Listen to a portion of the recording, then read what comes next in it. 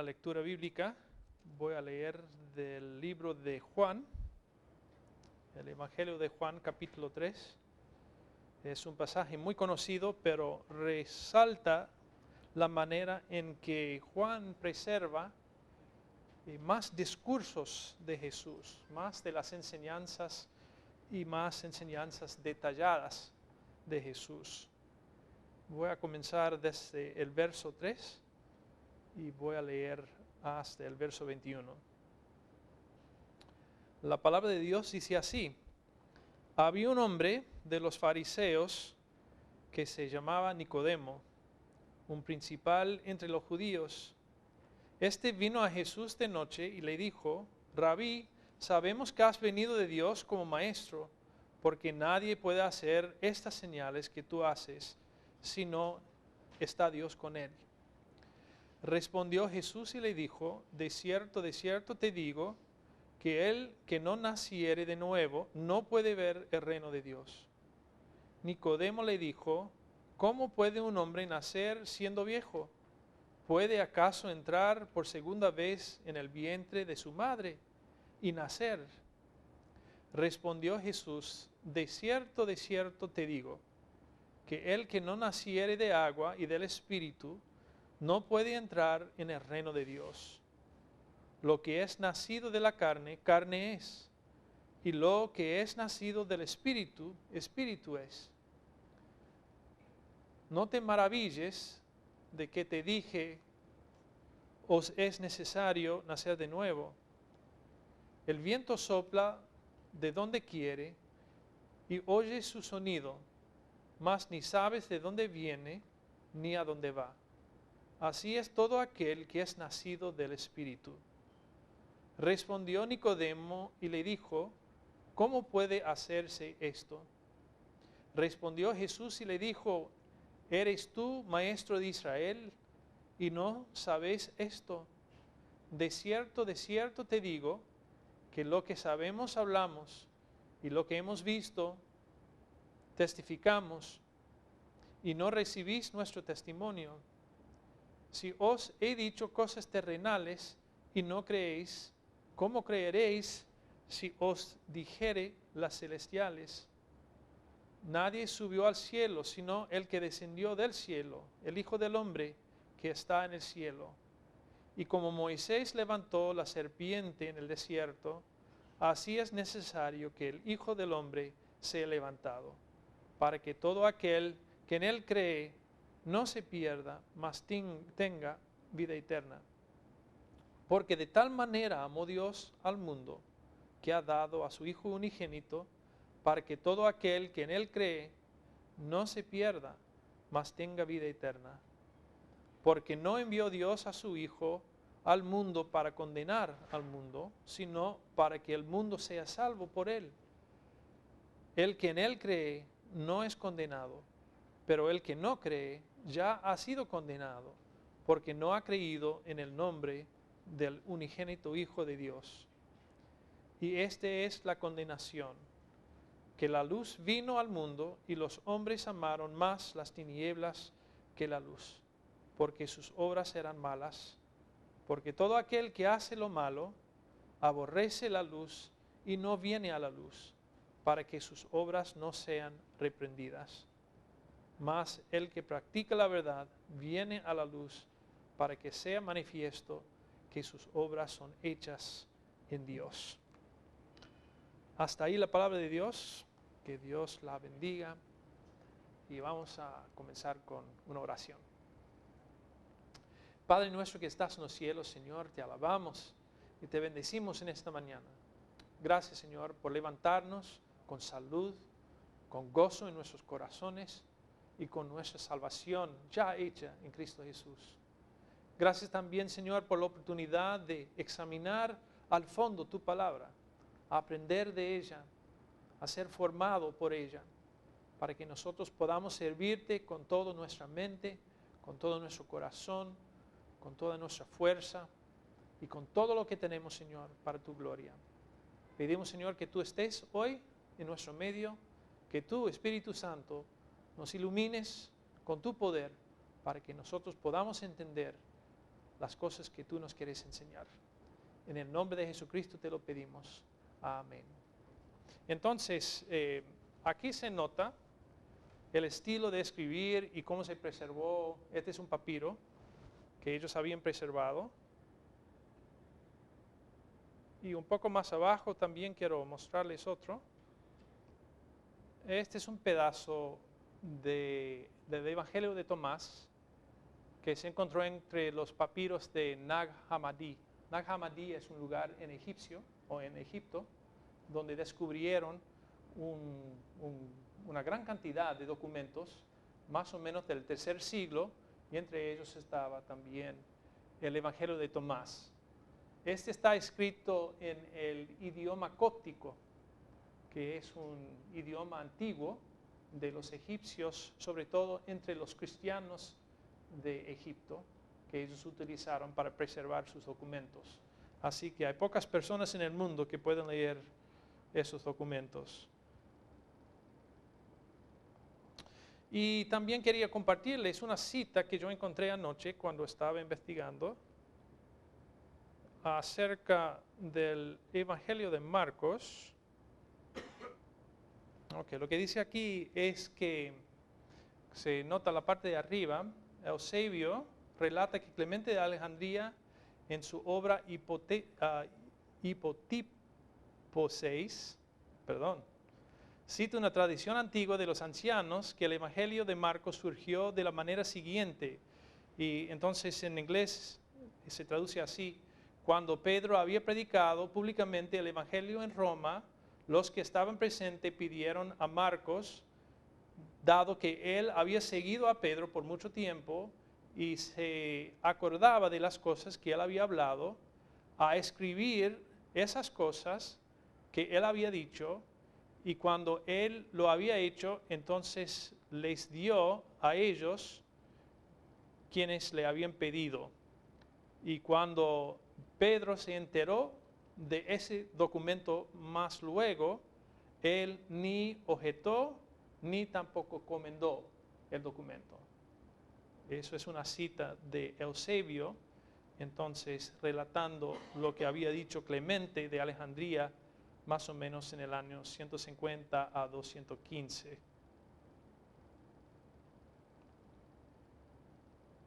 Muy bien, entonces vamos a seguir con lo que habíamos hablado ayer. Creo que nos quedó una parte del Evangelio de Marcos aquí. Ya, ok. Aquí estuvimos ayer.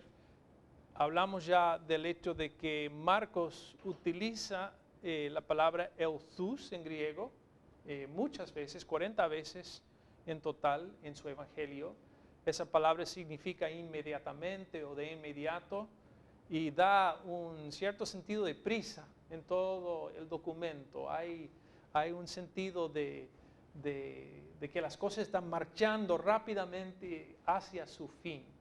Y eso es algo que marca este Evangelio de Marcos. También hay mucho énfasis en el conflicto.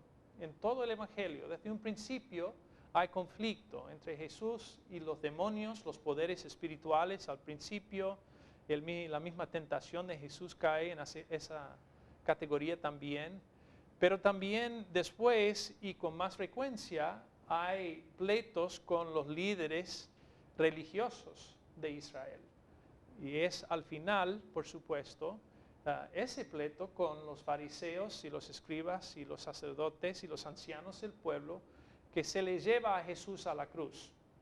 Es en reacción a lo que Jesús estaba enseñando y haciendo que los líderes religiosos se sintieron amenazados por Jesús y por lo tanto decidieron quitarse la vida de él. Y después también hasta sus propios discípulos están en conflicto con Jesús en el Evangelio de Marcos. Hay diferencias entre Jesús y sus discípulos. Jesús en varias ocasiones tiene que reprender a sus discípulos en este Evangelio. Es algo que no aparece en los otros Evangelios.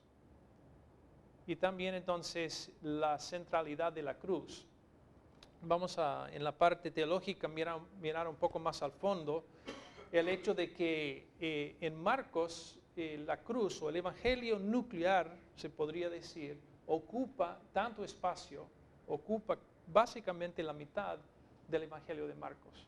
Así que el enfoque de Marcos es en la cruz, ese evento que llevó a Jesús a la muerte y su significado.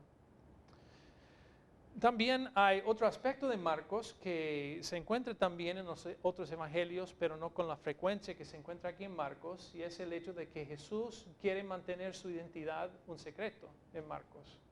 En varias ocasiones, ahí se ve la cita, Jesús manda o a los demonios o a las personas sanadas o a sus mismos discípulos a que no digan a los demás quién es Él. Es decir, que Él quiere mantener su identidad un secreto en el Evangelio de Marcos. Y eso es algo un poco raro aquí, pero es parte de la presentación de Marcos. Y quizás tiene algo que ver también con el hecho de que Marcos, como Evangelio, al principio por lo menos, se entiende, terminó con la primera parte del capítulo 16. El último verso que tenemos del Evangelio de Marcos en los manuscritos más antiguos que tenemos es que termina con las mujeres saliendo con temor de la tumba de Jesús, y ahí se acaba, o sea, ahí se termina el Evangelio. Entonces uno pregunta, ¿para qué terminar el Evangelio en ese momento? No me parece buen lugar para terminar la historia de las buenas nuevas de Jesús. Pero Marcos tiene esa tendencia de mantener la identidad de Cristo como un secreto.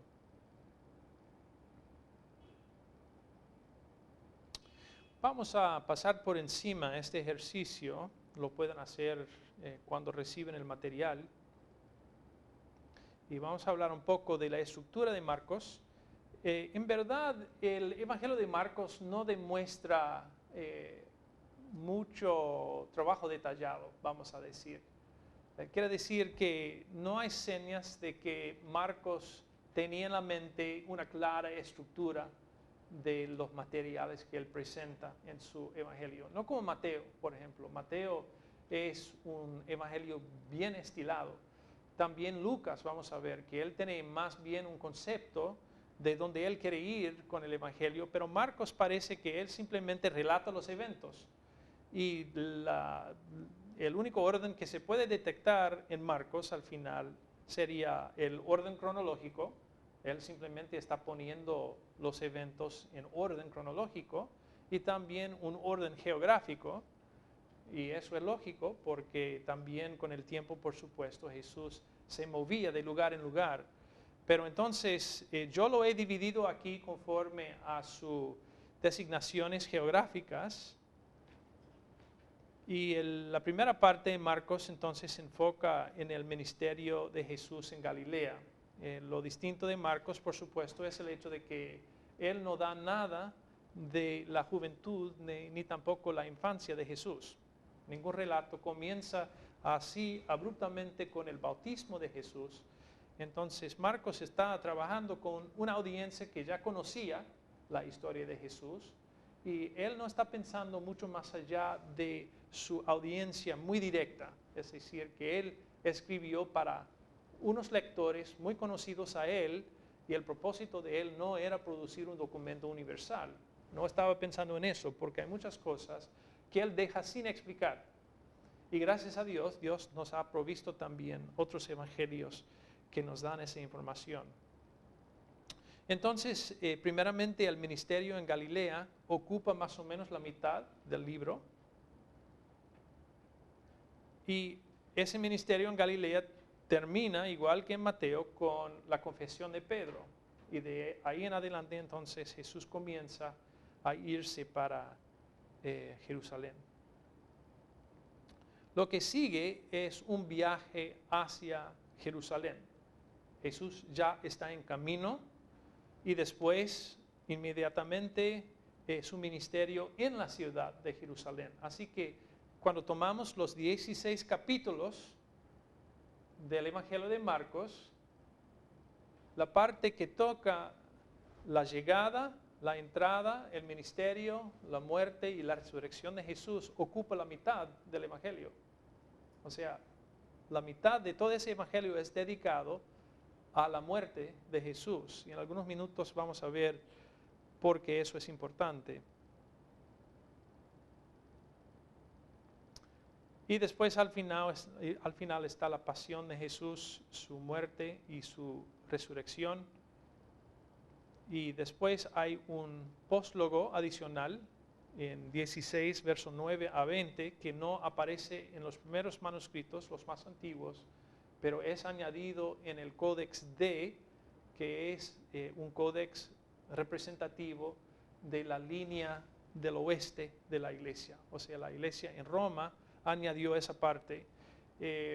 Eso no quiere decir que no es verdad, todo lo contrario, que como dije ayer, los evangelios pasaron por un proceso bastante cuidadoso de verificación de parte de la iglesia primitiva. Ellos no querían meter dentro de las historias nada que no era verdad, así que obviamente hay buen testimonio que queda detrás de esa parte final del Evangelio de Marcos, pero no estaba en los primeros manuscritos, eso fue añadido después. Vamos a hablar del impacto teológico de Marcos. Marcos, como ningún otro evangelio, relata el evangelio. El evangelio original era muy corto, enfoca solamente en los eventos de la muerte y resurrección de Jesucristo. Si quieren abrir sus Biblias, vayan a la prédica de Pedro en el día de Pentecostés, que se encuentra en Hechos capítulo 2, versos 22 a 38. Y este es un resumen, son los puntos sobresalientes de la prédica de Pedro. Pedro comienza diciendo que lo que ellos están presenciando y lo que se ve en los discípulos de Jesús en ese momento, el hecho de que están hablando en lenguas, es una señal de que los últimos días habían comenzado. Y él cita entonces al profeta Joel para establecer eso. Y después él habla de Jesús. Y lo que él dice es, primeramente, Jesús hizo maravillas, prodigios y señales. Fue entregado y crucificado. Resucitó de entre los muertos. Ascendió a la diestra del Padre. Y el arrepentimiento y bautismo trae perdón y el don del Espíritu Santo. Así de sencillo es el evangelio que Pedro anuncia ese día. Ese es el evangelio. Se convirtieron 3,000 personas en ese día. Así que parece que fue una presentación bastante efectiva. Creo que el Espíritu Santo tenía algo que ver con eso. También en otros sitios tenemos resúmenes del evangelio. Aquí es la defensa de Juan y Pedro delante del Sanedrín, que se encuentra en Hechos capítulo 4, 8 a 12, y después de también hablar al fondo de la resurrección, lo que encontramos son esos 3 puntos. Jesús fue crucificado, fue resucitado por Dios, y en ningún otro se encuentra la salvación. Así de sencillo. Ese es el evangelio que formaba el núcleo de la proclamación de la iglesia primitiva.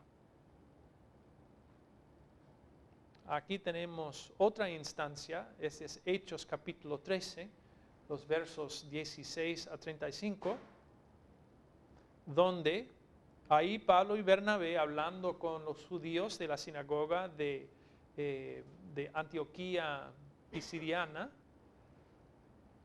dicen así, esto es lo que presentan en la sinagoga, que Jesús es de la línea de David. Juan el Bautista lo anunció. A través de Jesús Dios anuncia la salvación. Él fue crucificado de acuerdo con las profecías del Antiguo Testamento. Él fue sepultado. Él fue resucitado de acuerdo con las profecías.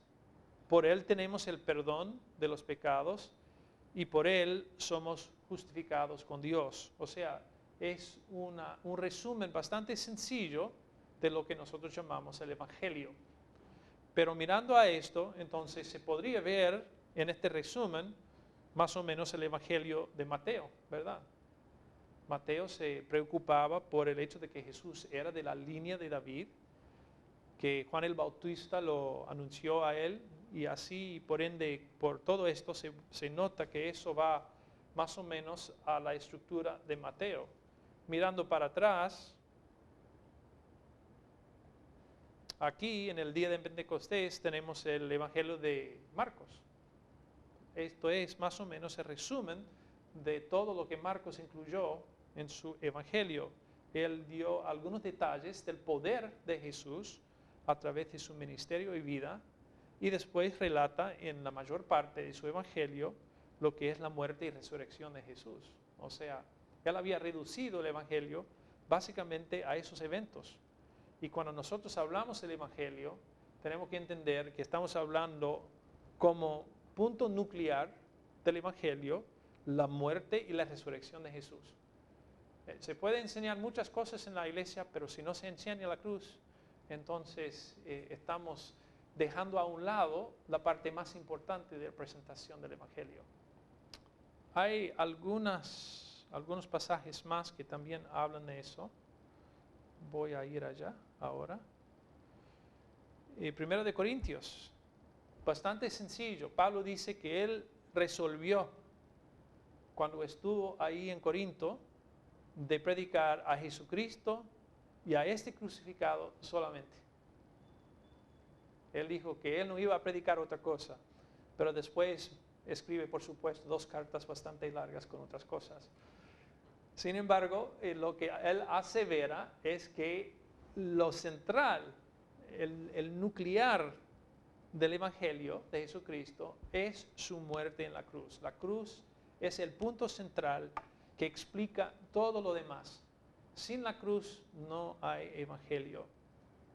Y después también hay un resumen de Pablo del Evangelio.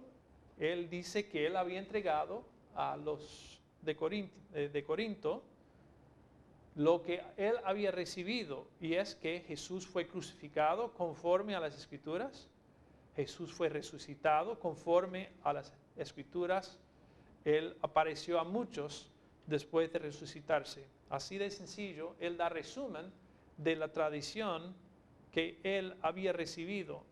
Entonces Marcos está participando en esa línea de una presentación corta de los eventos de la muerte y resurrección de Jesús. Él da un poco de introducción en los primeros otros capítulos, pero básicamente él enfoca en esos 2 eventos, que Jesús fue crucificado y que él fue resucitado. Y de esa forma, entonces, la parte más importante de su evangelio. Obviamente, la historia de la muerte y resurrección de Jesús estaba circulando como una historia aparte, ya desde un principio. La historia no es muy entendible sin conocer un poco de la vida de Jesús, sin saber algo de él. Entonces, los escritores de los evangelios añadieron a ese evangelio nuclear que estaba circulando también algunos eventos para explicar quién es Jesús. Y cada evangelio añade, por supuesto, la parte que ellos consideran de más importancia para su audiencia o para sus lectores. Están esperando aclarar por qué fue que este hombre, declarado el Hijo de Dios, declarado el Mesías prometido del Antiguo Testamento, porque es que él tenía que morir en una cruz, porque fue una cosa chocante. También hay varios puntos en que Pablo se para delante de las autoridades, primeramente en el Sanedrín, pero después delante de Félix y después también de Festus, en el Nuevo Testamento, donde él dice que yo estoy aquí por el asunto de, ¿alguien sabe?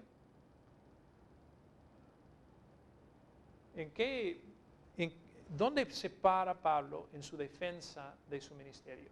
Él dice que yo estoy aquí por la resurrección, dice él. Él enfoca en la resurrección. Vayan un momento a Hechos 23, verso 6. Pablo está aquí delante del concilio, o sea, el Sanedrín, Él está siendo juzgado porque supuestamente había llevado un gentil a la corte de los israelitas en el templo, que fue prohibido con pena de muerte. Entonces dice así en el capítulo 23, entonces Pablo, mirando fijamente al concilio, dijo: varones, hermanos, yo con toda buena conciencia he vivido delante de Dios hasta el día de hoy. El sumo sacerdote Ananías ordenó entonces a los que estaban junto a él que le golpeasen en la boca. Entonces Pablo le dijo: Dios te golpeará a ti, pared blanqueada. Oye, ok. ¿Estás tú sentado para juzgarme conforme a la ley y quebrantando la ley me mandas golpear? Los que estaban presentes dijeron: al sumo sacerdote de Dios injurias. Pablo dijo: no sabía, hermanos, que era el sumo sacerdote, pues escrito está: no maldecirás a un príncipe de tu pueblo. Entonces Pablo, notando que una parte era de saduceos y otra de fariseos, alzó la voz en el concilio: varones hermanos, yo soy fariseo, hijo de fariseo, acerca de la esperanza y de la resurrección de los muertos se me juzga. Ahí él declara que es por la resurrección que él está allí en el juicio. Y él repite esa aseveración cuando él está frente a Félix primero y después en frente de Festo. El hecho es que Pablo marcaba su ministerio por la proclamación de la resurrección de los muertos. Él dice que ese es el punto clave de su proclamación del Evangelio. Y eso es interesante. Algunos dicen que aquí Pablo estaba haciendo un tipo de truco, ¿verdad?, para dividir el grupo y así escapar el juicio. Pero lo que pasa después, esa noche Pablo está deprimido en la cárcel, dice. Él está preso y él está deprimido por lo que había pasado. Quiere decir que yo no creo que Pablo estaba tratando de dividir el concilio para así escapar algún juicio. Él había dicho ya en el camino hacia Jerusalén que él estaba dispuesto a morir ya por el Evangelio. Así que escapar un juicio no era de la personalidad de Pablo. Sin embargo, él está aseverando que la resurrección es el punto clave del Evangelio de Jesucristo, porque la resurrección de Jesucristo comprueba que el mundo venidero es una realidad, que no es solamente una esperanza vacía, que no estamos hablando en vano, sino que Jesús demuestra que el mundo venidero ya es una realidad en Cristo Jesús. Entonces, Él se planta sobre ese lugar, sobre esa doctrina, esa enseñanza de la resurrección, y Él dice: de aquí no me muevo. Y también cuando Él fue a Atenas, donde Él proclamó el Evangelio, fue en el punto de la resurrección que los que estaban parte de la audiencia de Pablo comenzaron a burlarse de él. Pero la resurrección era tan central en la predicación de Pablo que él lo defendía con todo.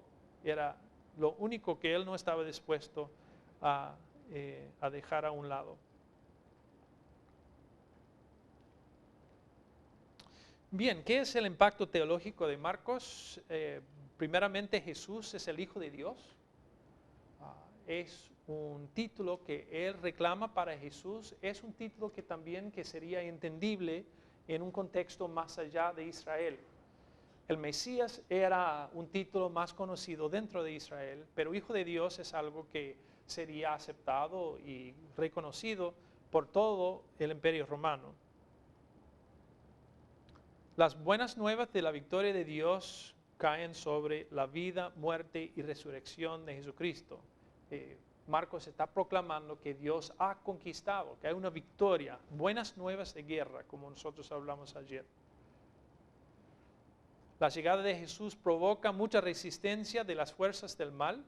Los demonios, los líderes religiosos, el gobierno romano, todos se opusieron a la venida de Jesús, pero Jesús venció resucitándose de entre los muertos. Y su identidad está escondida hasta que Dios lo revela. O sea, la revelación de Dios es esencial para conocer a Jesucristo.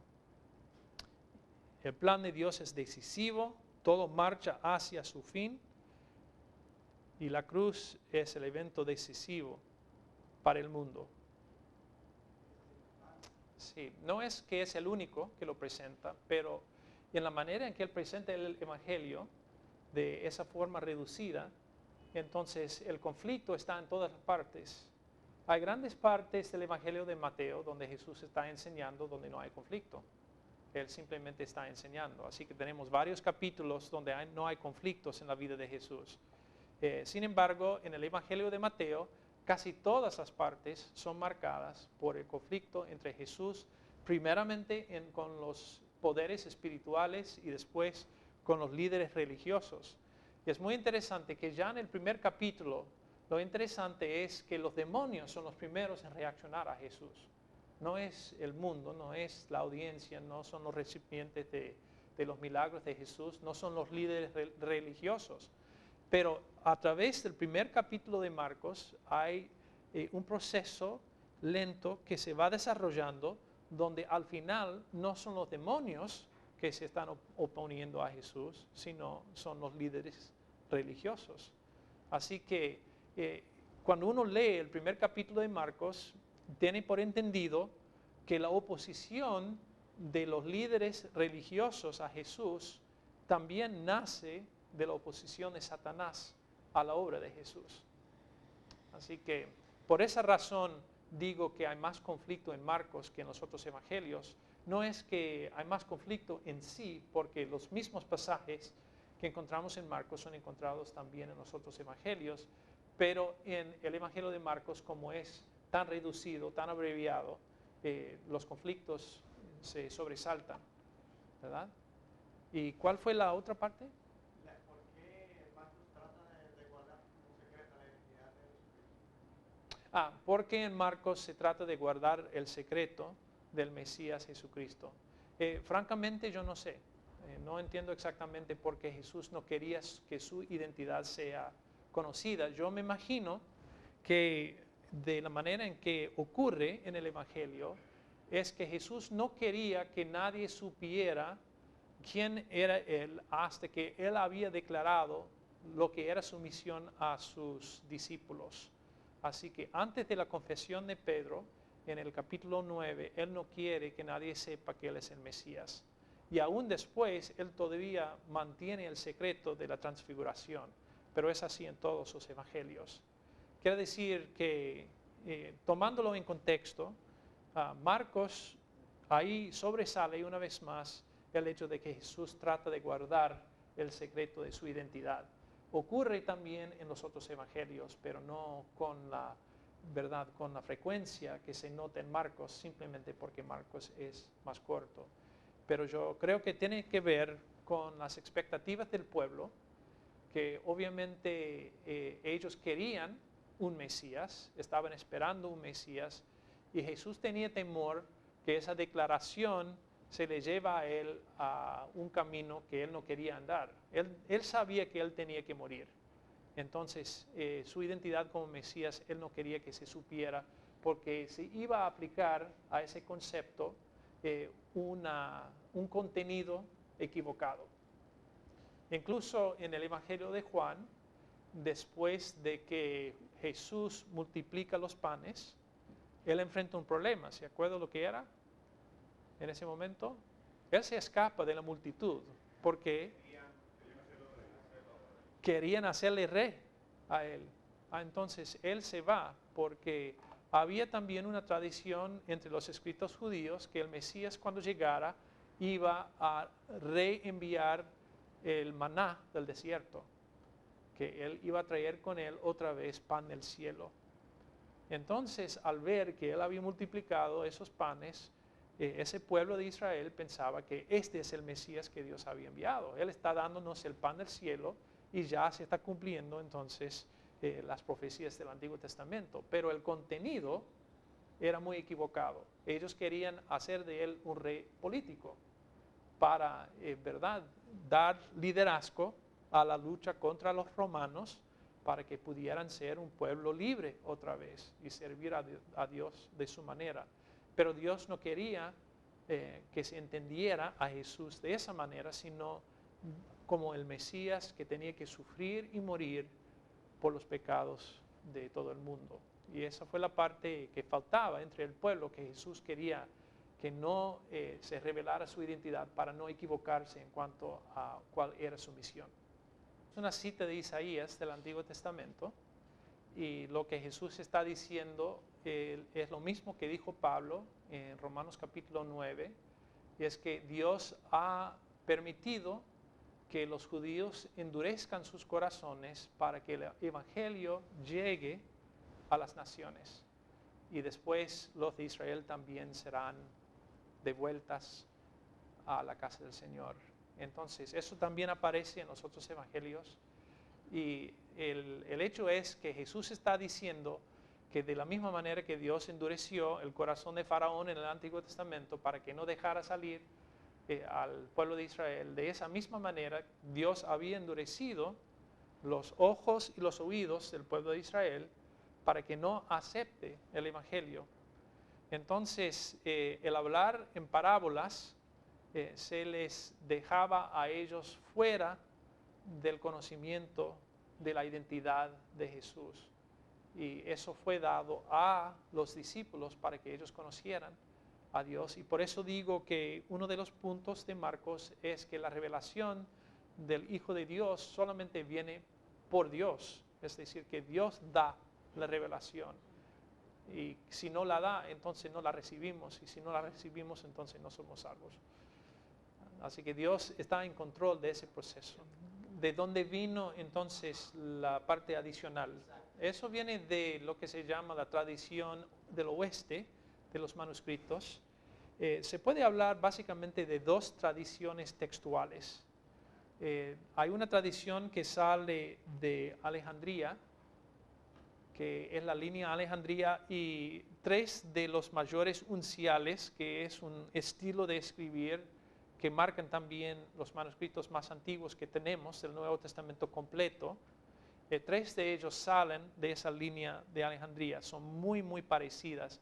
Y tengo que decir también, es muy importante que sepan que la manera en que la iglesia primitiva preservó al texto del Nuevo Testamento es increíble.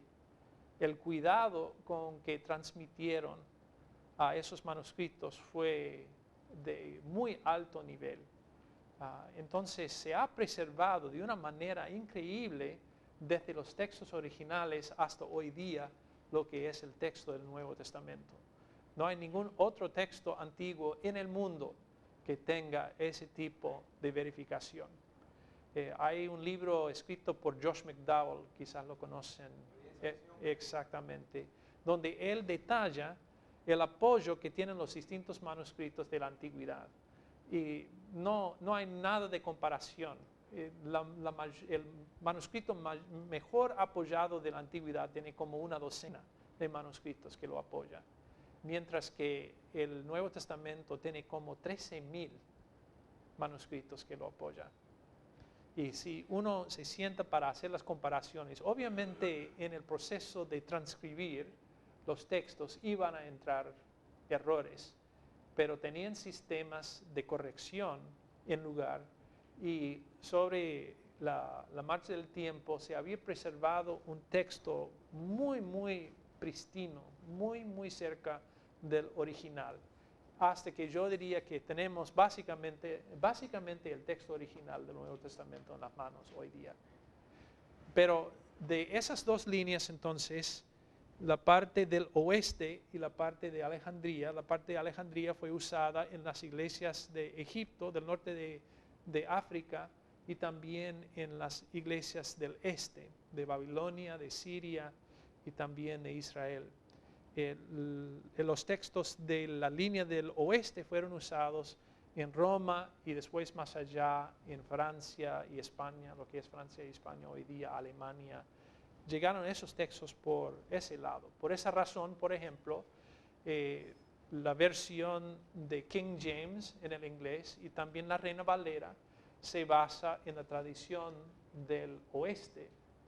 Sin embargo, los textos más antiguos que tenemos salen de la línea del este. Y esos manuscritos entonces no contienen ciertas partes, por ejemplo, la parte final del Evangelio de Marcos. Entonces, algunos cuestionan si era parte del Evangelio original.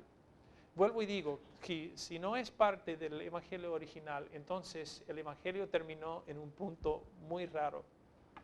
Porque si uno lee el texto anterior, de donde comienza, las últimas palabras, vayan para allá en el capítulo 16, entonces van a entender lo que digo. Así termina, con el verso 7. Pero id, decid a sus discípulos y a Pedro que él va delante de vosotros a Galilea, allí le veréis como os dijo. Y ellos se fueron huyendo del sepulcro, porque les había tomado temblor y espanto, ni decían nada a nadie, porque tenían miedo. Yo diría que es un punto raro para terminar un evangelio. Así que yo supongo que una de dos cosas pasaron, que así terminó el evangelio y que la iglesia después decidió, no es un buen punto para terminarlo ahí, tenemos que añadir algo del testimonio de los apóstoles para poner un buen fin a este evangelio. O, por otro lado, puede ser que terminó en un principio con el fin que encontramos en la Reina Valera y que de alguna manera cayó de la línea de los manuscritos del este. Es muy posible porque los folletos se mantenían en forma de libro más o menos, o sea, no tenían tapas como nosotros conocemos las tapas hoy día, no tenía la tapa dura, sino eran simplemente papiros que estaban hechos como libro, pero era muy fácil para páginas caerse también. Y una vez que un manuscrito es dañado en una tradición, por ejemplo, la tradición del este, una vez que se daña una copia, entonces todas las demás copias que son copiadas de esa van a llevar el mismo error. Así que si se perdió esa parte muy temprano en la tradición de los manuscritos del este, entonces con razón se repitió muchas veces a pesar del hecho que no fue el texto original. Así que esas son dos posibles explicaciones por lo que pasó. Claro, los discípulos todavía estaban pensando, bueno, esto es lindo, aquí está otra vez, ha resucitado, vamos a comenzar, ¿verdad? Tenemos el reino ahí en espera, vamos a comenzar ahora mismo. Pero Jesús les dijo, por supuesto, que no les tocaba a ellos decidir cuándo iba a comenzar ese reino. Pero esa es parte de su expectativa, no hay duda de eso. La pregunta era si la pregunta de los discípulos en Hechos, en el primer capítulo, tenía que ver con la expectativa de los judíos de un reino político establecido sobre la tierra.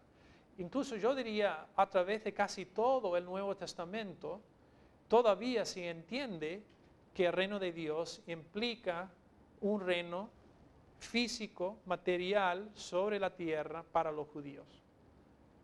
Eso todavía vige como el concepto principal a través de todos los evangelios y también a través de las cartas de Pablo. O sea, no fue solamente con el tiempo y la revelación que se fue entendiendo mejor que el reino de Dios no era de este mundo. Jesús había dicho a Pilato con claridad que mi reino no es de este mundo.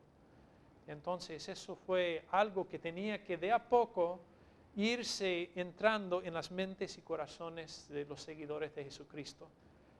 Pero con la revelación de Apocalipsis y también las revelaciones acerca del fin de tiempo de Jesús, se entendía mejor que no se hablaba de un simple estado político de los judíos entre muchas naciones donde los judíos tenían que seguir luchando para mantener el predominio en el mundo. Se hablaba de un reino donde toda maldad iba a ser expulsado completamente de la creación y donde Dios mismo iba a reinar por siempre y que nosotros junto con Él reinaríamos por siempre, como dice la palabra. Así que ese concepto se fue desarrollando Pero en esos primeros días todavía, como siempre en las cosas culturales, no se podían quitar todavía de la mente el hecho o el concepto de un reino terrenal, un reino de Israel aquí en la tierra. Así que ese concepto se va cambiando de a poco.